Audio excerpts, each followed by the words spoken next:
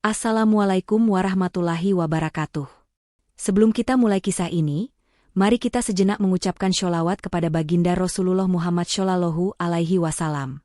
Semoga kita semua mendapat syafaat beliau di yaumul kiamah. Amin. Mari kita mulai ceritanya. Sari menuruni tangga pesawat dengan hati yang masih berdebar. Angin panas padang pasir menyerbu wajahnya, membuat kulitnya yang terbiasa lembab di kampung halaman kini terasa kering. Ia baru saja tiba di Riyadh, membawa satu koper dan selembar surat kontrak kerja sebagai juru masak di rumah keluarga Al-Rashid. Dalam perjalanan menuju mobil jemputan, Sari merapal doa dalam hati. Semoga langkahnya ini berkah. Semoga ia bisa mengirim cukup uang untuk mengobati ibunya yang sakit di kampung. Namun di antara harapannya yang tulus, terselip kecemasan yang tak bisa ia usir. Ia hanyalah gadis sederhana dari Jawa Tengah, tak punya pengalaman bekerja di negeri orang. Mobil hitam mewah itu membawanya menyusuri jalan-jalan lebar yang dipenuhi pohon kurma dan gedung tinggi menjulang. Saat kendaraan berhenti di depan gerbang besi berornamen kaligrafi emas, Sari menatap takjub. Rumah itu lebih mirip istana dibanding rumah tinggal. Tingginya hampir 3 lantai dengan kubah putih berkilau diterpa cahaya sore. Pintu utama terbuka perlahan. Seorang pria Arab muda dengan sorban putih dan jubah bersih berdiri memandangnya. Tatapan matanya dalam, seolah menelusuri seluruh isi hati Sari. "Selamat datang, Sari." Suara itu terdengar lembut, tapi ada wibawa yang membuat Sari hampir menunduk. Lebih mengejutkan, pria itu mengucapkannya dalam bahasa Indonesia yang fasih. Bagaimana dia tahu namaku? Bagaimana dia bisa bicara bahasa ini? Sari hanya bisa diam terpaku. Sementara pria itu mengulurkan tangannya. "Namaku Amir Al-Rashid. Mulai hari ini, kau akan bekerja di rumah kami. Kau tak perlu takut. Semua di sini akan memperlakukanmu dengan baik." Sari menggenggam jemarinya perlahan.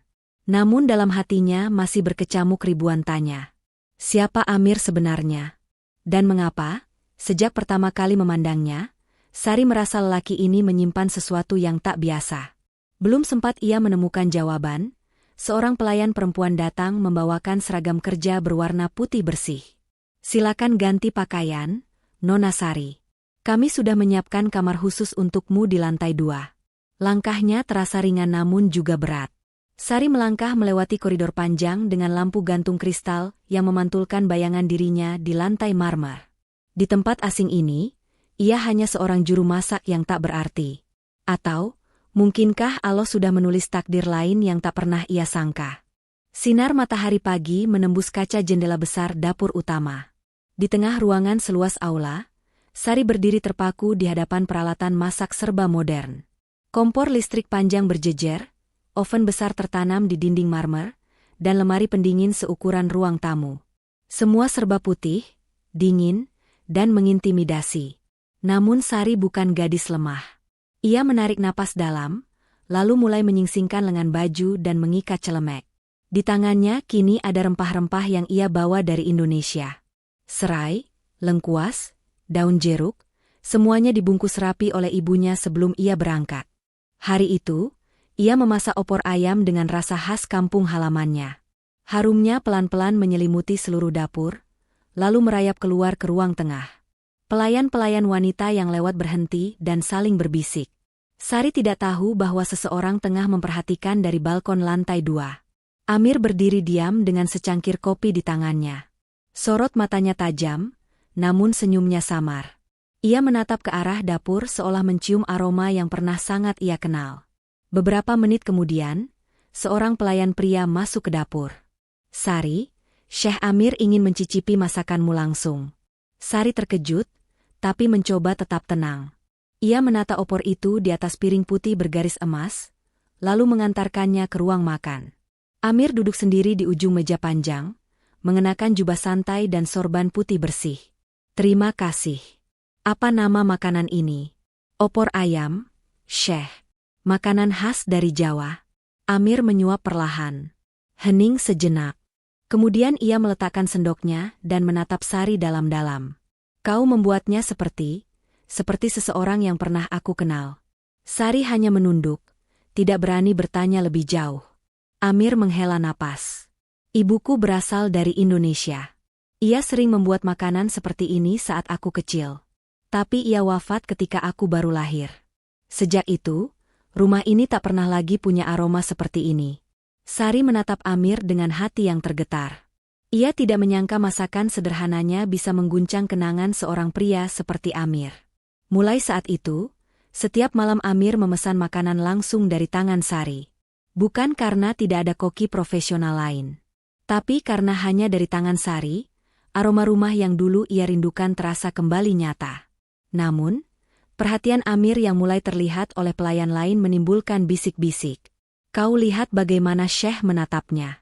Hanya karena dia bisa masak. Jangan-jangan dia sengaja memikat tuan muda kita. Sari mulai merasa tak nyaman. Tapi yang paling membuatnya bingung adalah detak jantungnya sendiri, yang semakin tak teratur setiap kali berada di dekat Amir. Satu malam, saat ia sedang memotong bawang di dapur yang sudah sepi, Amir tiba-tiba datang. Tanpa pelayan. Tanpa pengawal. Maaf mengganggumu, Sari. Aku ingin bertanya sesuatu. Sari menghentikan pisau di tangannya. Ya, Syekh. Amir menatapnya dalam. Apakah kau bahagia di sini? Pertanyaan itu membuat Sari diam cukup lama. Aku bersyukur, Syekh. Tapi, saya hanya seorang pekerja. Saya tidak berharap lebih. Amir tersenyum tipis. Tapi dalam sorot matanya, ada kesedihan yang seolah ingin ia sembunyikan. Kau mungkin hanya pekerja di rumah ini, Sari. Tapi di mataku, kau membawa sesuatu yang tak bisa kubeli dengan harta. Sari menunduk. Jantungnya berdegup kencang. Tapi belum sempat ia menjawab, suara sepupu Amir, Tarek, terdengar dari luar dapur. Amir, ayahmu mencarimu. Sekarang, wajah Amir seketika berubah. Ia hanya mengangguk pelan lalu berjalan pergi tanpa menoleh lagi. Sari berdiri sendiri di dapur yang mulai redup cahayanya. Ia memejamkan mata, dan dalam hati bertanya, apa yang sebenarnya sedang terjadi? Dan mengapa aku mulai berharap sesuatu yang seharusnya tak pernah kupikirkan? Pagi itu, suasana rumah Al-Rashid lebih sibuk dari biasanya. Para pelayan mondar-mandir membawa baki sarapan, bunga segar, dan berkas-berkas penting. Tamu penting dari Dubai akan datang, membuat semua orang bekerja 2 kali lebih cepat. Sari tetap di dapur, menyiapkan roti dan sup hangat. Namun dalam hati, ia masih memikirkan percakapan semalam. Tatapan Amir, kalimat yang belum selesai. Semuanya membuat dadanya terasa sesak oleh rasa yang tak ia pahami. Siang menjelang, seorang pelayan perempuan datang menghampiri. Sari, Syekh Amir memanggilmu ke ruang kerjanya. Sari terkejut. Biasanya, kalau ada urusan dapur, Amir hanya mengirim pesan lewat pelayan. Dengan langkah pelan, ia naik ke lantai 3. Jantungnya berdetak lebih cepat saat ia mengetuk pintu kayu berukir. Masuk. Suara Amir terdengar pelan namun tegas. Sari membuka pintu. Ruangan itu luas dan rapi. Meja kayu gelap berdiri di tengah dengan tumpukan dokumen dan sebuah bingkai foto. Di dinding, ada rak penuh buku dan peta besar Timur Tengah. Amir duduk di kursi putar, menatap jendela. Saat mendengar langkah Sari, ia perlahan memutar badan.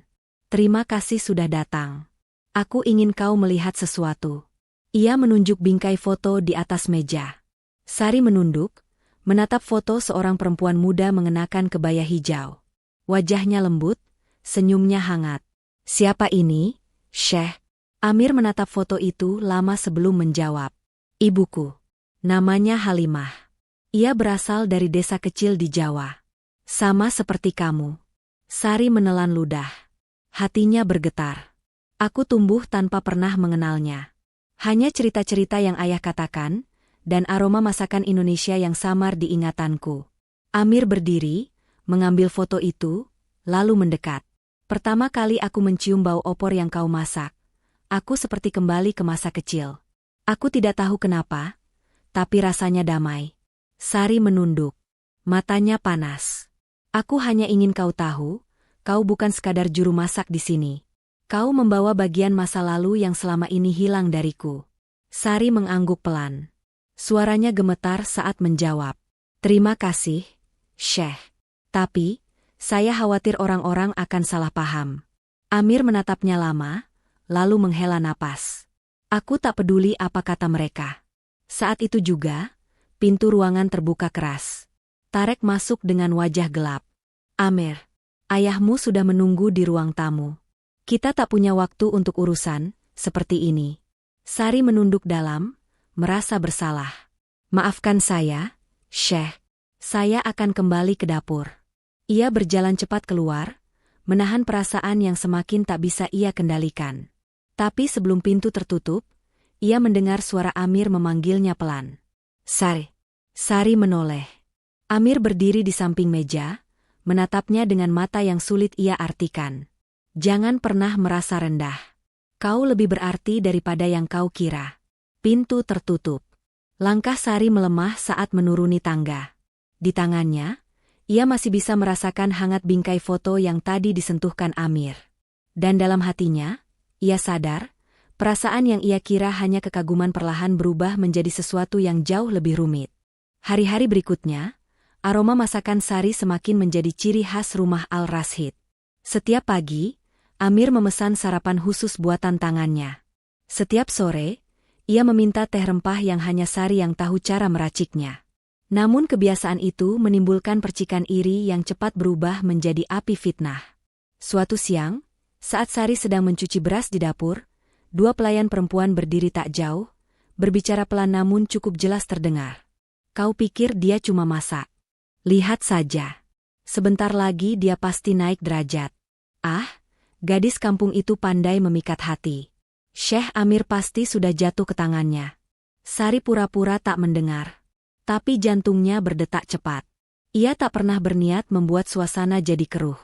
Ia hanya ingin bekerja, menabung, lalu pulang. Saat sore tiba, seorang pelayan pria datang membawa kabar. Sari, Syekh Amir ingin kau menyiapkan makan malam pribadi untuknya di balkon lantai 2. Sari tertegun.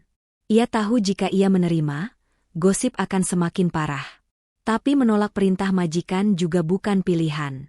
Dengan hati yang berat, ia merapikan seragam dan menyiapkan hidangan.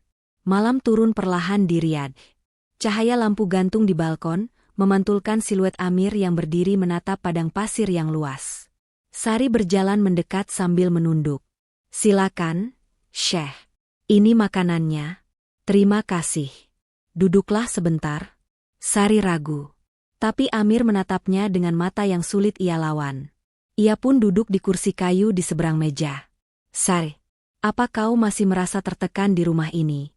Sari menunduk. Maafkan saya, Syekh. Jika saya membuat masalah. Saya hanya ingin bekerja. Tidak lebih. Amir menggeleng pelan. Kau tidak membuat masalah. Yang membuat masalah adalah orang-orang yang lebih peduli pada status daripada hati. Sari menahan napas. Ada keheningan yang panjang di antara mereka. Kau tidak tahu rasanya tumbuh di rumah sebesar ini, tapi selalu merasa sendiri. Sejak kecil aku dikelilingi pelayan, pengawal, sepupu yang hanya peduli pada warisan. Sampai aku hampir lupa rasanya berbicara dengan seseorang tanpa pura-pura. Sari memberanikan diri menatap Amir. Dalam sorot matanya, ia melihat luka yang selama ini disembunyikan di balik wibawa seorang pewaris kaya. Tapi, saya hanya seorang juru masak. Amir menunduk, suaranya lebih pelan. Dan ibuku dulu hanya seorang gadis desa. Tapi ayahku mencintainya dengan seluruh jiwa. Saat itu, pintu balkon terbuka. Tarek berdiri di sana, wajahnya gelap menahan marah. Amir, apa kau sadar apa yang kau lakukan? Semua orang membicarakan ini. Kau mempermalukan keluarga. Amir bangkit dari kursi, menatap Tarek dengan dingin. Aku tidak sedang mempermalukan siapapun. Tarek mendekat pada Sari. Kau pikir kau siapa? Kau hanya pembantu. Jangan berani-berani berpikir kau bisa duduk di sini setara dengannya. Sari berdiri, menunduk dalam. Suaranya bergetar. Saya mohon maaf. Saya tidak bermaksud apapun. Tapi Amir mengangkat tangan, menghentikan Tarek. Sudah cukup. Sari tidak salah. Tarek menatap Amir lama, lalu pergi sambil membanting pintu balkon. Dalam keheningan itu, Sari hanya bisa berdiri dengan dada sesak. Ia tak tahu bagaimana caranya melanjutkan malam itu tanpa meneteskan air mata. Dan di dalam hati, ia mulai bertanya pada dirinya sendiri. Apa yang akan terjadi jika ia tak lagi mampu membohongi perasaannya sendiri? Esok paginya, Sari terbangun lebih cepat dari biasanya. Tubuhnya lelah, matanya bengkak karena tak bisa tidur semalaman. Kata-kata Tarek terus terngiang di telinganya, menancap seperti duri yang tak bisa dicabut. Saat ia membuka pintu kamarnya, sebuah amplop putih tergeletak di lantai. Tak ada nama pengirim. Hanya tulisan halus di sudut kertas. Untuk Sari. Dengan tangan gemetar, ia membukanya. Sari, aku tahu banyak orang menilai kita dengan prasangka. Aku juga paham kau merasa tertekan. Tapi aku tak bisa berpura-pura lagi. Sejak pertama kali melihatmu di gerbang rumah ini, aku merasakan sesuatu yang belum pernah kurasakan pada siapapun. Kau membuat rumah ini hidup. Dan entah sejak kapan, kau juga membuat hatiku hidup. Aku tidak menuntut jawaban sekarang. Aku hanya ingin kau tahu, aku serius. Amir. Sari menutup surat itu dengan air mata yang tak terbendung. Di satu sisi, ia merasakan kebahagiaan yang aneh. Di sisi lain, ia takut. Takut pada omongan orang. Takut pada jurang perbedaan yang terlalu dalam. Hari itu, ia mencoba bekerja seperti biasa. Tapi tiap kali berdiri di dapur, ia merasa seluruh rumah mengawasinya. Bisik-bisik pelayan semakin keras. Senyum mereka tak lagi tulus. Menjelang sore, Sari memutuskan keluar sebentar ke halaman belakang. Ia berdiri di dekat pohon kurma tua, mencoba menenangkan pikirannya. Namun ia tak sadar, Amir berdiri di sisi lain pagar kayu, menatapnya dalam diam. Saat langkah Amir mendekat, Sari menoleh cepat. Maafkan saya, Syekh. Saya tidak bermaksud. Amir mengangkat tangannya pelan. Sari, kita perlu bicara. Sari menunduk. Suaranya serak. Syekh, tolong jangan buat saya berharap. Saya hanya seorang pekerja di rumah ini. Amir menarik napas panjang. Kau bukan hanya pekerja. Ia merogoh saku jubah putihnya dan mengeluarkan sebuah kalung tipis dengan liontin kecil berbentuk huruf Arab. Ini milik ibuku. Sejak dulu aku menyimpannya untuk seseorang yang akan membuatku mengerti apa itu rumah. Dan aku ingin kau yang memilikinya. Sari menggeleng cepat, air matanya jatuh di pipi. Tidak, jangan lakukan ini. Semua orang akan membenci saya. Amir menatapnya dengan kesedihan yang tak bisa disembunyikan. Biarlah mereka membenci. Yang aku tahu, aku tak ingin kehilanganmu. Langit senja perlahan berubah jingga. Angin gurun berembus melewati mereka. Dan dalam diam itu, Sari merasakan sesuatu yang lebih menakutkan daripada kemiskinan atau fitnah. Ia mulai tak bisa membayangkan hidup tanpa lelaki ini. Namun sebelum ia menjawab, suara langkah kaki terdengar cepat. Tarek muncul di sudut halaman bersama dua pria bersorban gelap. Wajahnya marah. Syekh Amir, kau sudah melewati batas. Ayahmu memerintahkan agar perempuan ini segera dikirim kembali ke Indonesia.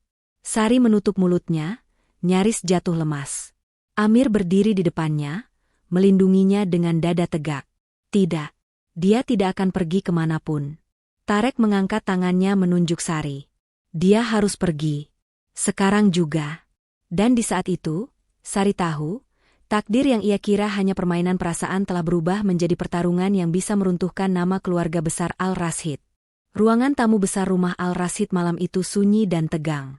Di ujung ruangan, Sari duduk dengan tangan terlipat di pangkuannya. Wajahnya pucat, matanya sembab. Di hadapannya, duduk ayah Amir, Syekh Ibrahim Al-Rashid, lelaki tua berjubah coklat tua, berjenggot putih, dengan sorot mata yang tajam dan penuh wibawa. Amir berdiri di samping Sari, tak bergeming sedikit pun. Di belakangnya, Tarek berdiri tegak, penuh keyakinan bahwa keputusan keluarga akan memihaknya. Syekh Ibrahim menatap Sari lama. Namamu? Sari binti Wiono. Dari desa kecil di Jawa Tengah. Sari mengangguk pelan. Benar, Syekh. Suara Ibrahim tenang namun dalam. Kau tahu apa artinya jika seorang gadis sepertimu mulai dikenal sebagai pengisi hati pewaris keluarga kami? Sari menunduk. Saya tahu. Saya tidak pernah berniat sejauh itu. Amir menyela. Tapi aku yang berniat. Bukan dia. Syekh Ibrahim menatap putranya, lama. Anakku. Cinta tak salah. Tapi pewaris keluarga Al-Rashid harus berpikir jauh ke depan. Ada harga yang harus kau bayar. Amir menatap ayahnya tanpa gentar. Aku siap. Ibrahim berdiri pelan, lalu berjalan menghampiri jendela besar. Tangannya menyentuh tirai sambil berkata lirih. Ibuku dulu seorang pengembala. Ayahku menikahinya diam-diam.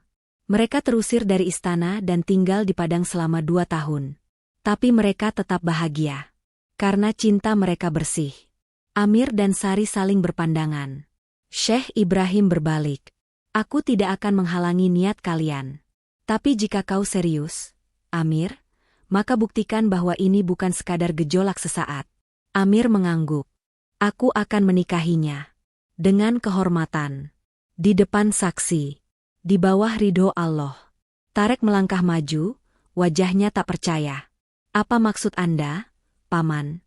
Anda akan membiarkan nama keluarga jatuh hanya karena... Ibrahim mengangkat tangan, memotong ucapan Tarek. Cukuplah.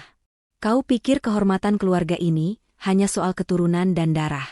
Kehormatan sejati adalah ketika kita jujur pada diri kita sendiri. Tarek mengepalkan tangan, lalu pergi dengan langkah berat. Di sisi lain ruangan, Sari masih membisu. Air mata mengalir di pipinya. Ia tak tahu harus berkata apa. Amir mendekati.